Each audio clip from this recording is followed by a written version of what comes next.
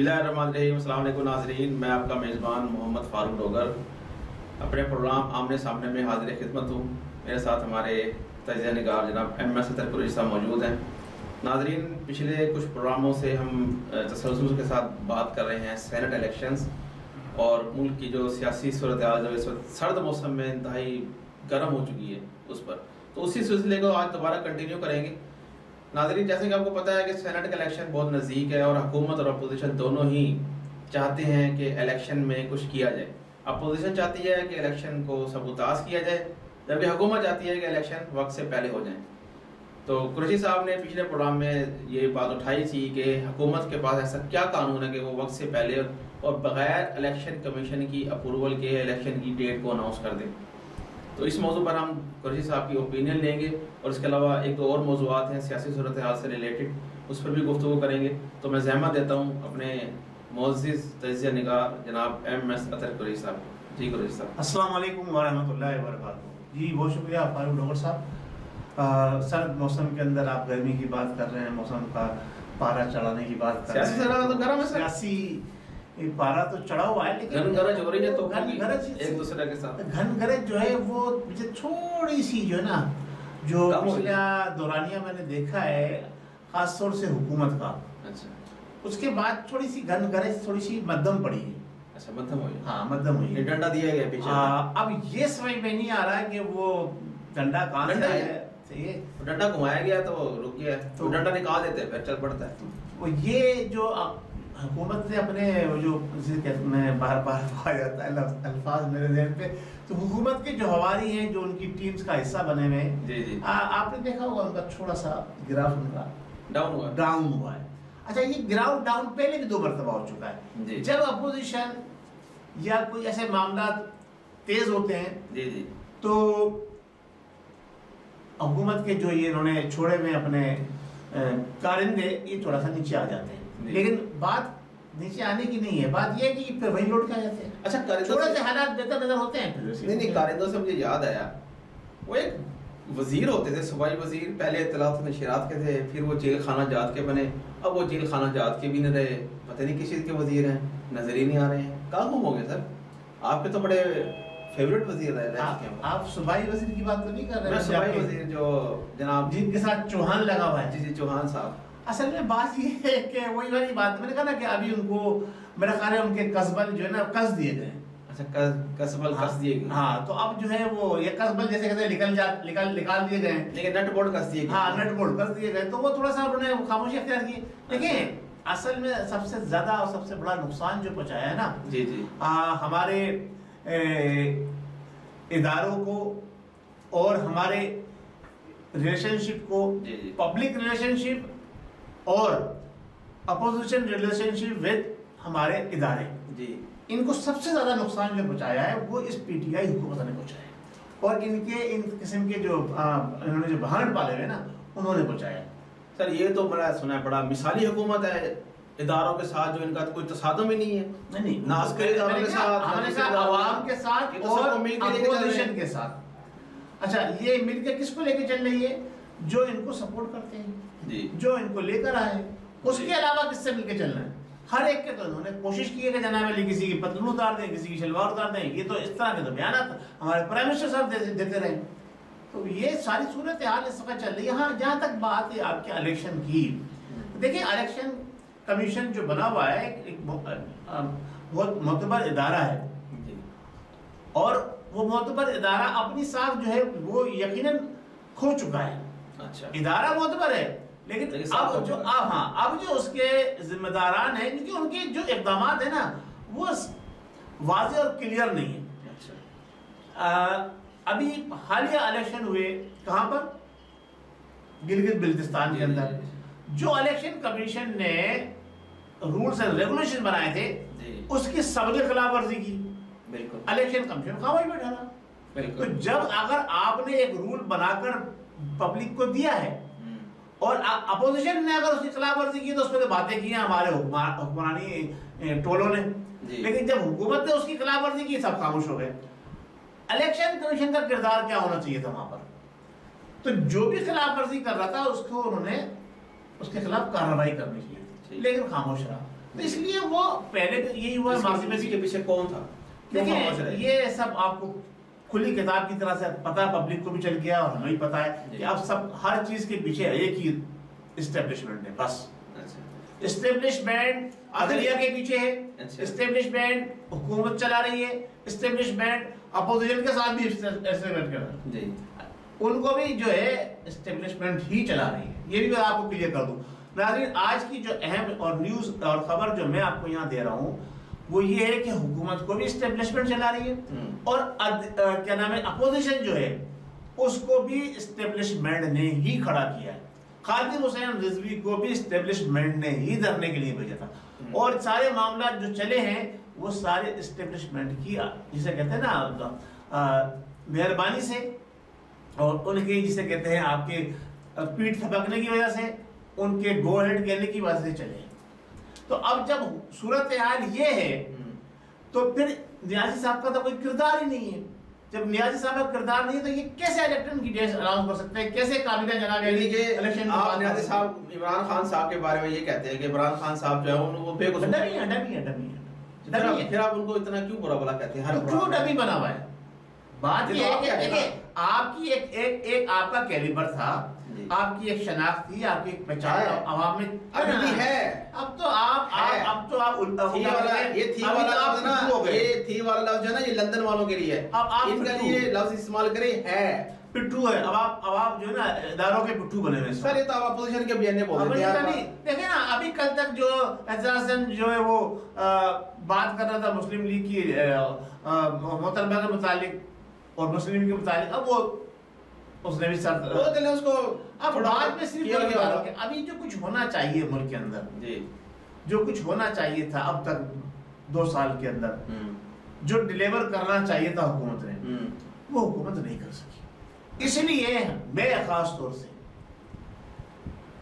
میں نہ مسلم لیگ سے ذمہ دار کبھی رہا ہوں، نہ مسلم لیگ کا میں نے کبھی کوئی عہدہ لیا ہے، نہ مسلم لیگ سے میری کوئی خاص ہمدردی رہی، نہ ہی پیپلز پارٹی سے رہی.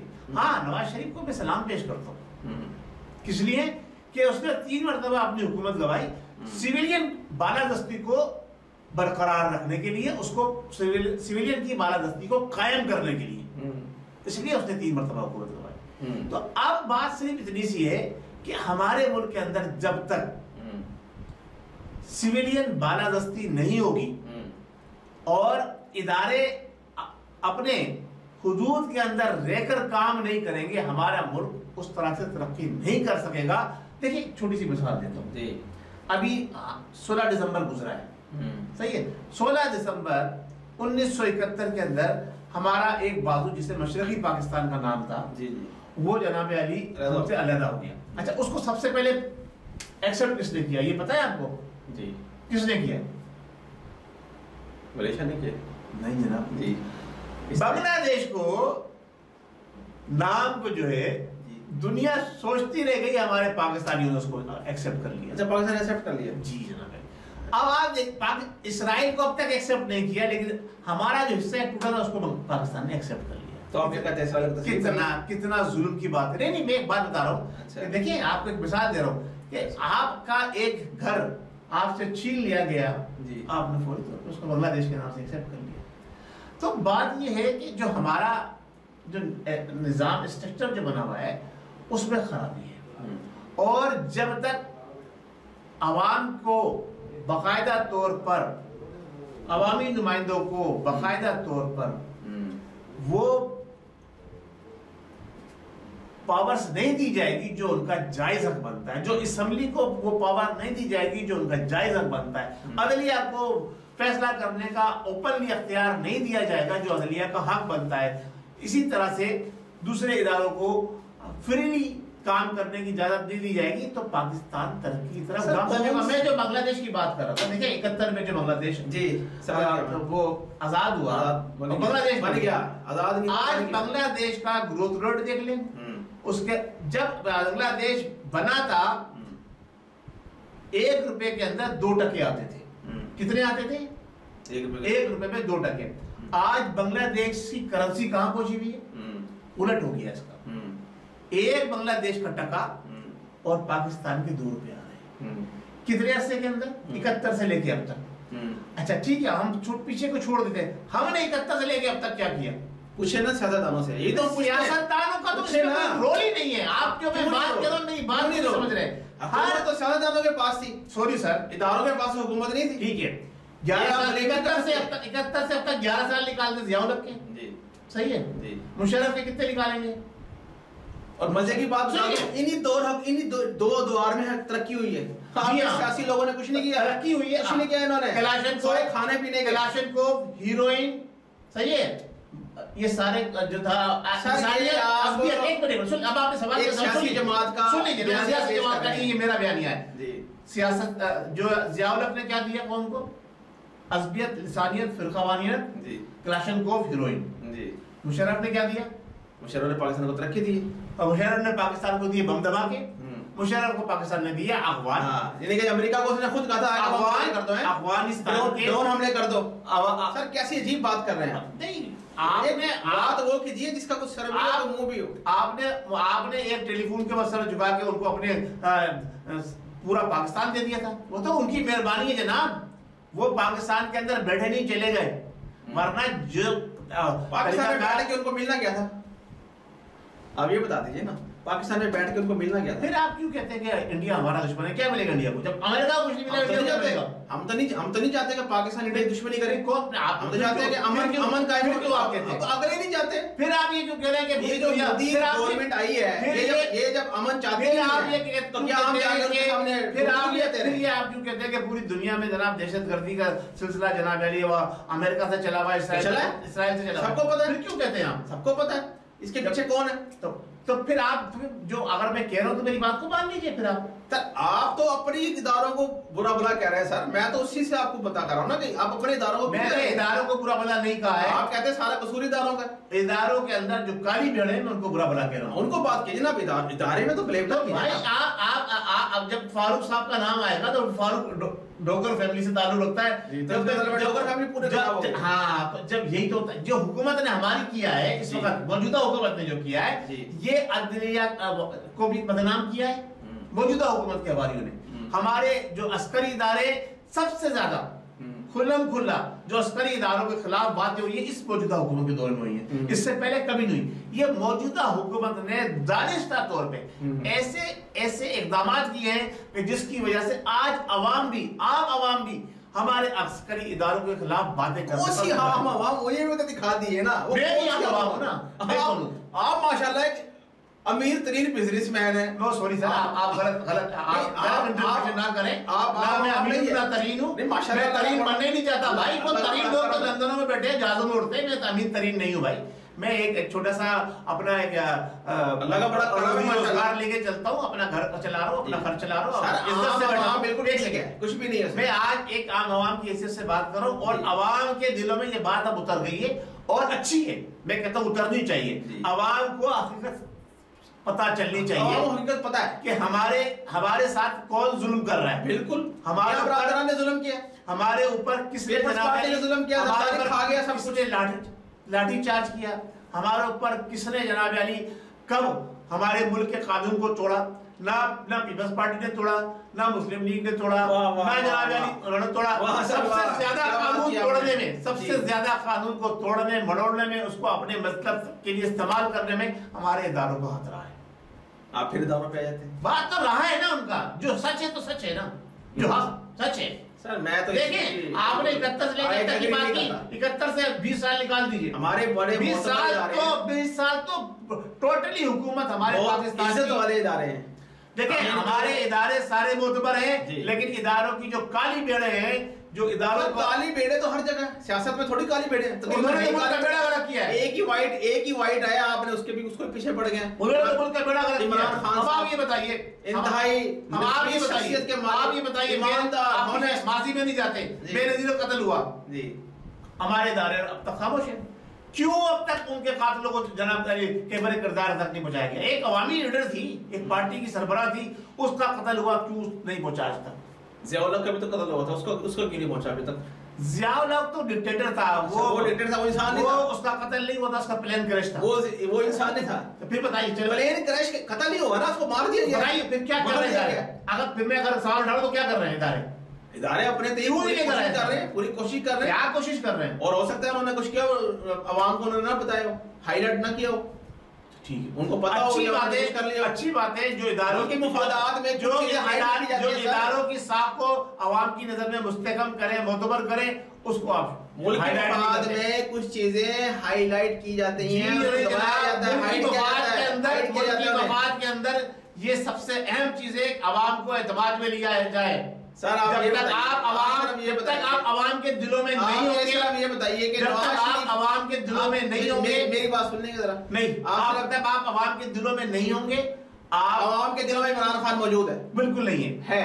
یہ زبردستی آپ کے دل میں نہیں ہے تو کچھ کہہ نہیں سکتا, عوام کے دلوں میں تو ہے. زبردستی چوسا گیا. یہ تو آپ ایسے غصے کا اظہار کر رہے ہیں. غصے کا اظہار نہیں کر رہا. لگتا ہے آپ کی ملاقات کرانی پڑے گی عمران خان صاحب سے. آپ بڑے غصے میں رہتے ہیں سر عمران خان صاحب. نہ میں نے عمران خان سے ملنے کا مجھے شوق ہے. عظیم لیڈر ہے پاکستان میں. میں عمران خان سے بہت بڑا میں عمران خان سے بہت بڑا پاکستان کے میں وہ شخص ہوں جو عمران خان کو ہاتھ پکڑ کے اسٹیج پہ لے کے گئی, آپ نے تقریر کر لی. یہ وہ شخص ہے جو عمران خان کو اسٹیج پر ہاٹ پکڑ کے عمران خان بڑی مہربانی آپ کی. وہ اس قابل تھے تو آپ اسٹیج پر پڑھ کے لے کے گئے نا.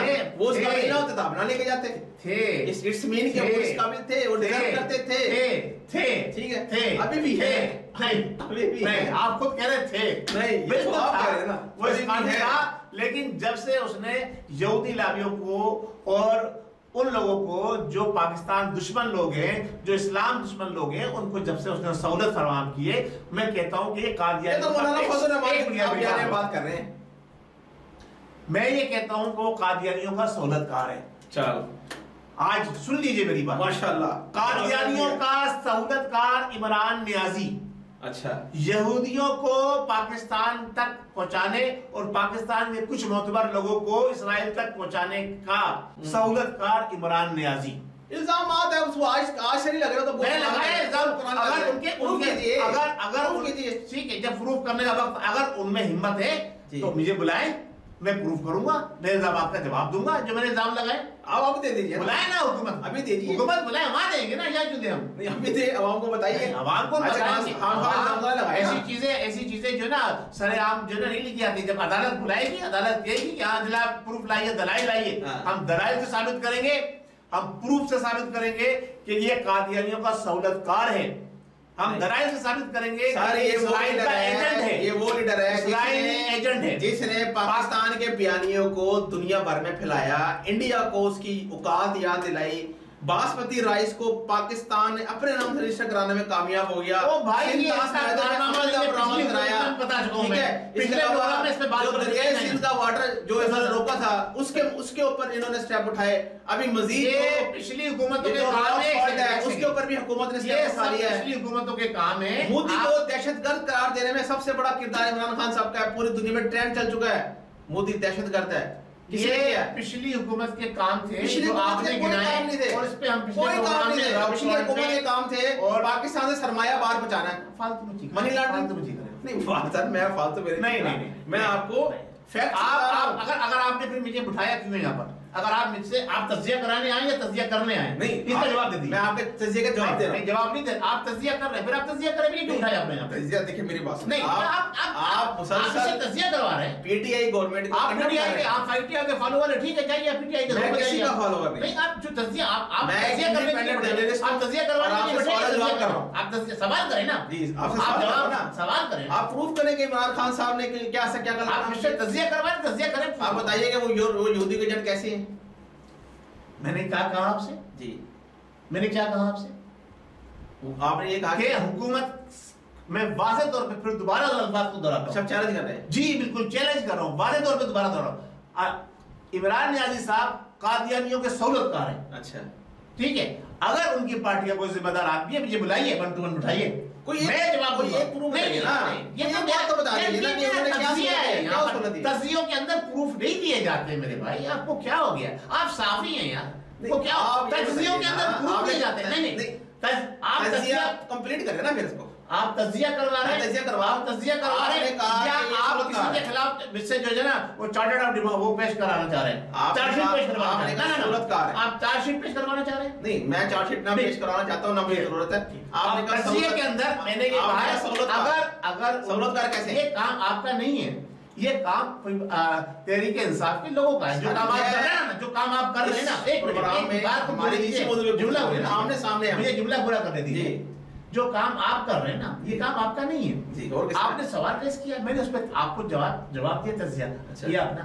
اگر میری بات غلط ہے اور وہ بے معنی ہے تو جو ان کی جماعت کے لوگ ہیں نا وہ آپ سے یار آپ بات تو پوری کرنے دیجیے نا. بھیا وہ ان کا کام ہے، یہ وہ سوال ریز کرے جی اطہر قریشی صاحب آپ نے کیسے کہہ دیا.